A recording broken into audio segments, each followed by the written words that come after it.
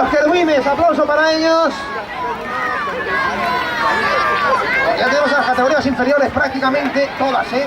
Prácticamente no, están todas las categorías inferiores del Club de Fútbol Históric de Valencia.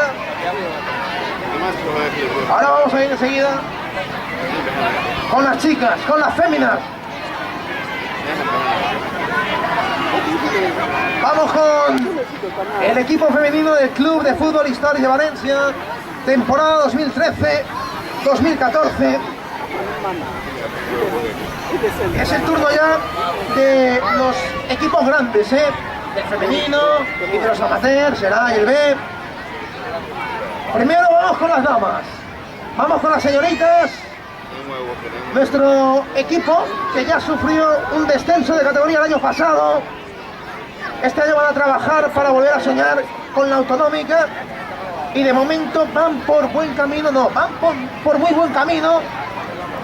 Ese primer puesto en la clasificación lo atestigua. El primer puesto en la clasificación de las chicas.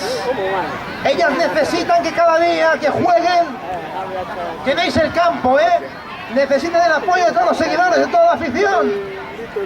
Necesitan el impulso fundamental para conseguir el objetivo de lograr el cometido, el